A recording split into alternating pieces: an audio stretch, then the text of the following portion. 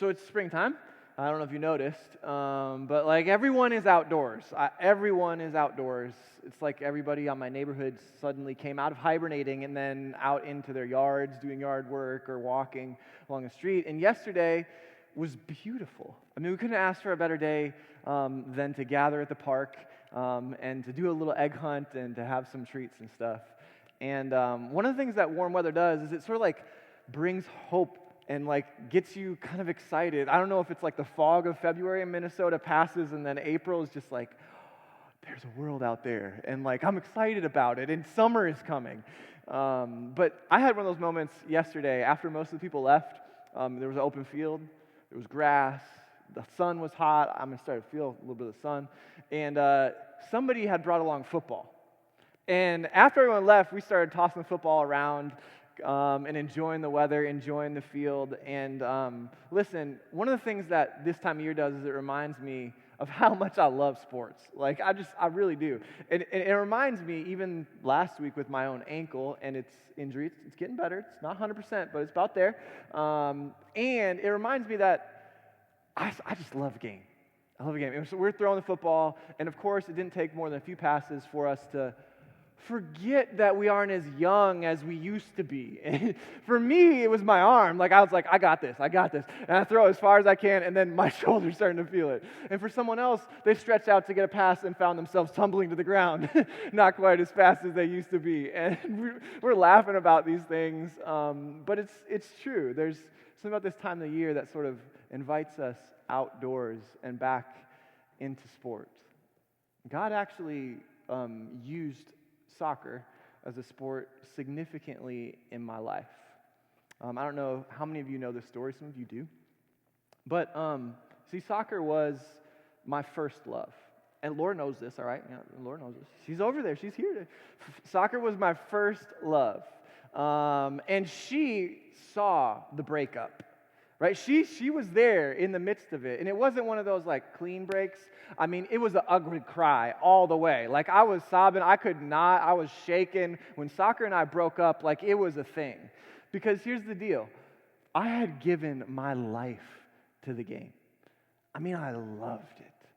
I sacrificed for it. I practiced every day. I couldn't be more content with just like a soccer ball and an open field and a goal in front of me. I used to drive around and I'd have like about a dozen, maybe more soccer balls in my trunk. Just anytime I could get out and start playing. I loved this game. I served it. I sacrificed for it. I gave myself to it. But the interesting thing is that as I oriented my whole life around the game, I started to have a problem. Right? I was trying to gain something from soccer that it was never designed to give. I was trying to gain something from soccer that it was never designed to give. And perhaps you've experienced that same dynamic. Maybe it's in a relationship. Maybe it's in your vocation. Maybe it's in your own endeavors to achieve, or maybe to belong. You've tried to get something from someone or something that could never give it in the first place. You put something at the center, something at the core of your life that couldn't actually give life. Listen to my spiritual father, my father in the faith. He says this. He says, most Americans would probably say they believe in God. But a believer, according to the Bible's point of view, is a person who loves God, who worships God, who treasures God, who desires to obey and please God above all else. A believer is someone who sees God not just a part of her life, but as the defining reality of life itself. The problem, therefore, for us is that none of us automatically have God at the center of our lives. Instead, we place all kinds of other things there as well. The Bible calls this idolatry. It's when we take a good thing and make them into a God thing. He goes on to say, worship is not something that only religious people do. It's something everyone does. We all hold something. We have some functional center around which the rest of our life orients, just like soccer was mine. Career, family, relationship, success, independence, respect. All of these things are little gods. Their power over us is subtle, Bob Thune writes, but significant. You know you've turned a good thing into a God thing when you're seeking to gain something from someone or something that it could never even give in the first place.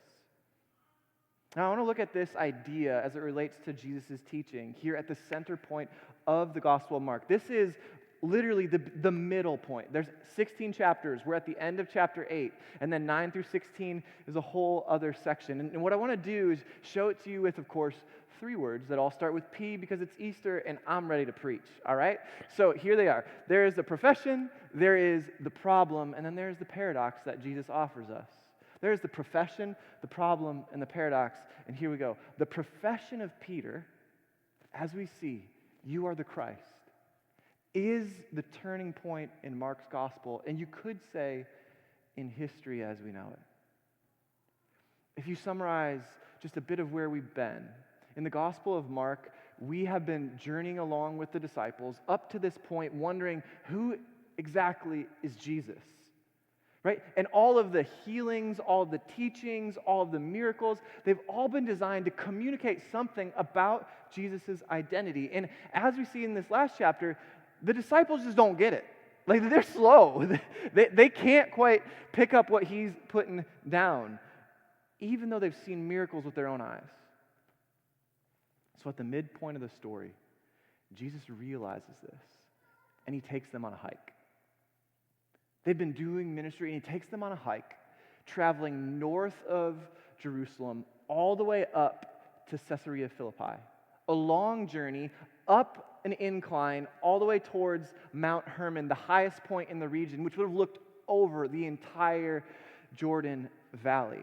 And along the way, as they're sort of heading out of his area of ministry and to this other place, which just happens to be the headquarters of Herod, the governor of the entire area, and the place where this brand new temple had been built to honor Roman gods. So the heart of their oppressor's government and the heart of idolatrous worship according to the Jewish people. Jesus takes them there, and then he says, "Who do you say that I am?" He's unveiling for them his own identity as the Christ, the anointed one, the Messiah, the King of Kings. And that's the big idea that we've seen in the last chapter, is that Jesus is not just a good teacher, but he is the divine leader we need.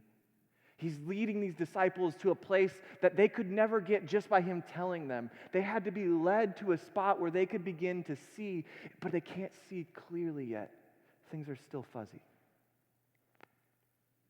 You have to know that the whole book hinges right here. This is the center.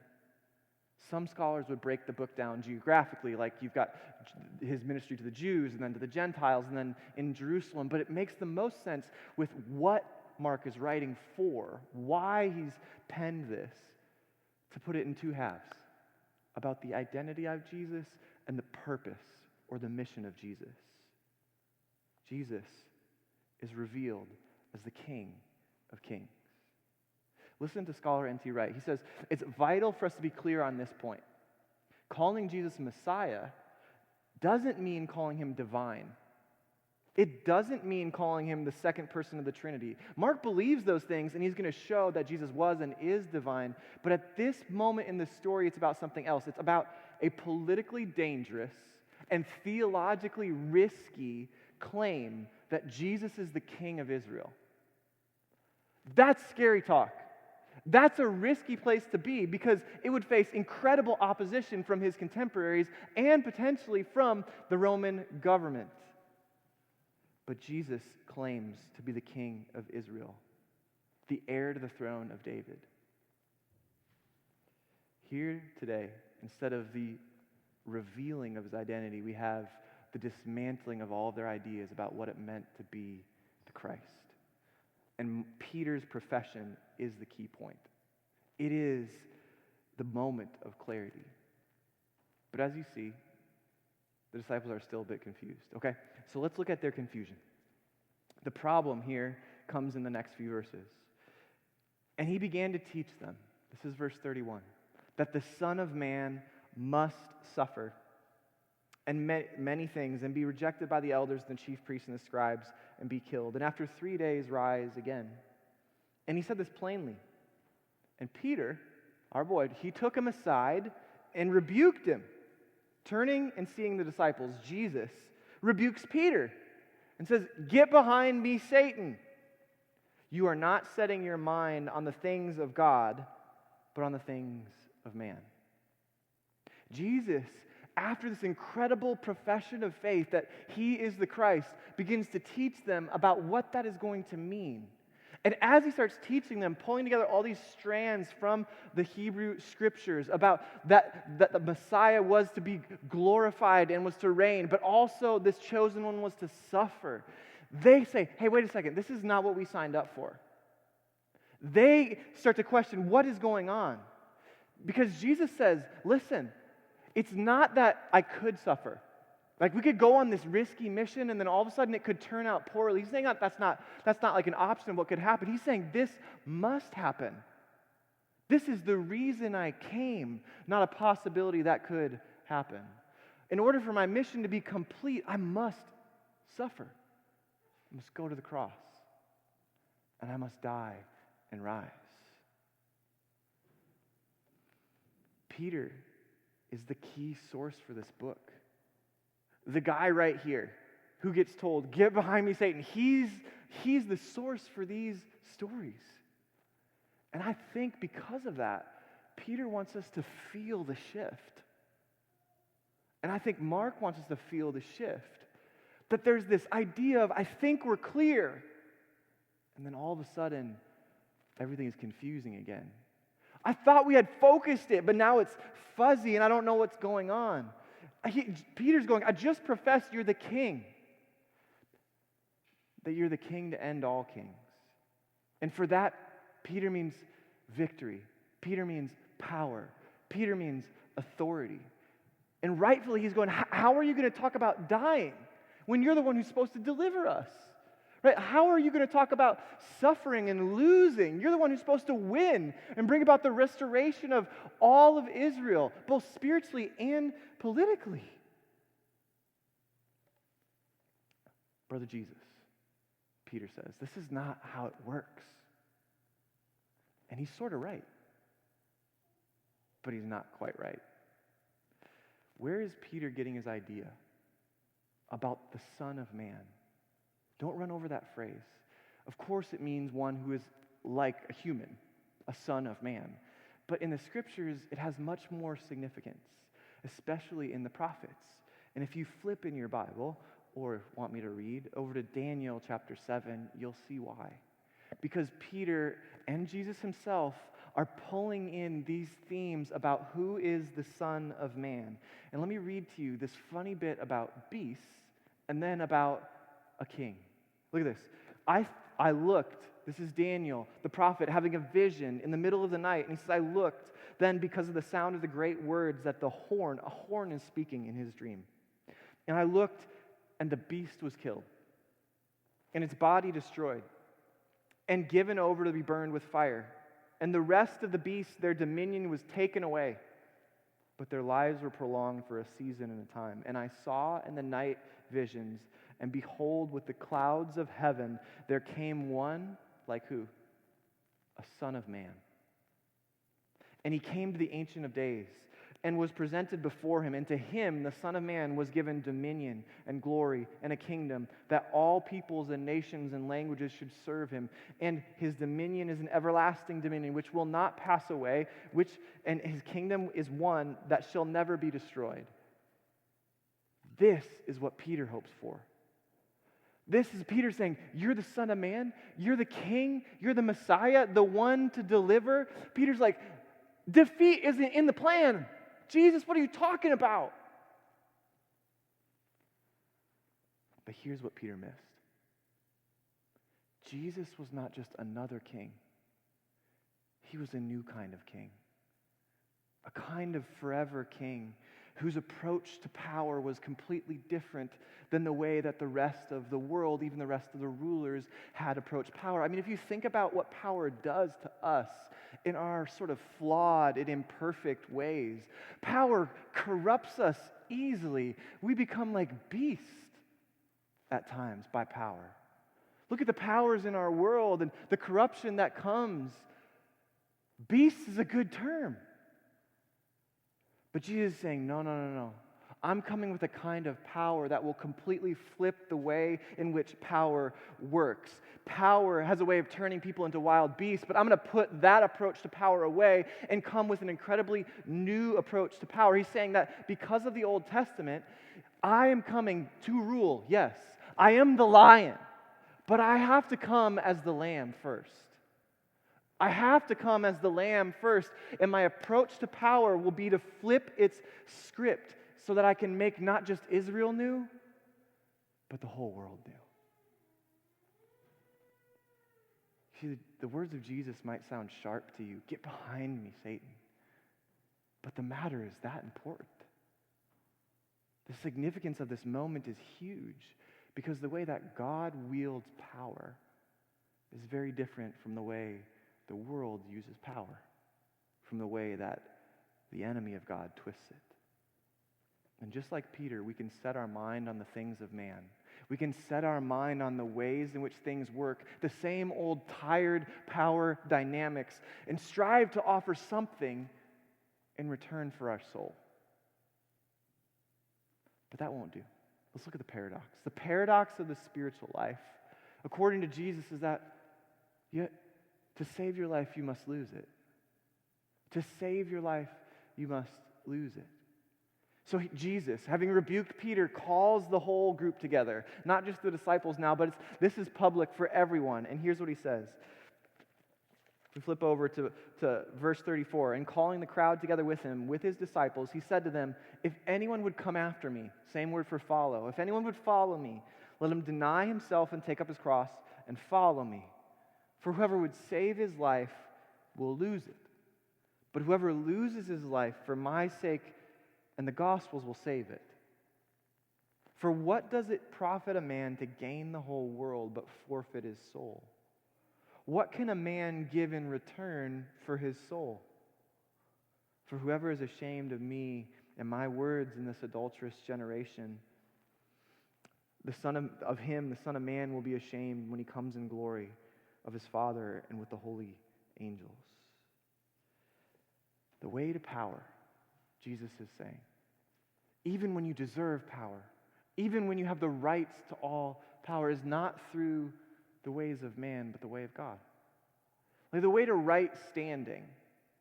The way to right standing is not through the ways of God, the ways of man, but the ways of God. And Jesus wants Peter to know this.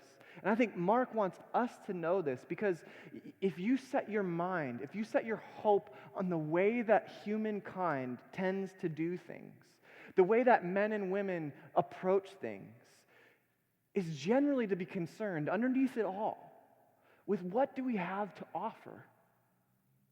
Isn't that what we're most concerned about? What do we have to offer? Right? All of the approaches to life are varied forms of an equation that says, hey, if I do this, then I have something to offer, which is that. They're ways to give some kind of worth to others, even to God. They're ways to gain something from someone or something that can't give it to you in the first place. They're ways to put something else at the center of life, something that can't give life. And so we wonder, are we good enough? We wonder, have we accomplished enough? Are we respected and well-liked enough? Are we religious enough? We have all of these different ways of trying to gain something in order to offer it. But in order to have spiritual life, Jesus is saying to them, and he's saying to you, that you have to stop trying to gain. You have to stop trying to earn. You have to stop trying to offer something in return for your soul. The paradox of spiritual life is that it comes not by having something to offer, but by coming to the end of yourself so that you're ready to receive. Jesus uses these graphic, cryptic metaphors and analogies to help them see that spiritual death is the way to spiritual life. It only happens when we die, when we lose what is life to us, that we can receive what is truly life from Him. And if you're wondering, this is Easter, right? Easter in the empty tomb is the proof that only when all of the ways you've been trying to build something for yourself, trying to gain something for yourself, trying to earn something that you could offer, they fall and get placed in the tomb. Only when they die can you actually come alive spiritually. You have to lose your life in order to save it.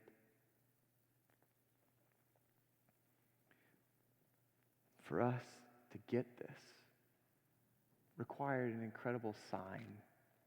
We've talked about signs so far, right? These feedings of thousands of people, these healings of people, these spiritual acts where those evil spirits are sent away. All of these different signs, but a much greater sign was needed in order for us to get that we needed to die in order that we might live. And that sign is the empty tomb itself. That sign is the grave where Jesus went in after hanging on the cross, laying in the tomb by His own will, in love for you. He offered His own life in return for your soul. That's the good news of the gospel. Not that you've got to work to offer something that you might gain, but that Jesus offers everything you need in return for your soul that you might live. It's grace. The paradox. As the lion and lamb, Jesus had to lay in the tomb and then rise from the grave, showing that yes, the kingdom would come in power, but it would only come as it flipped the script on what power and position mean.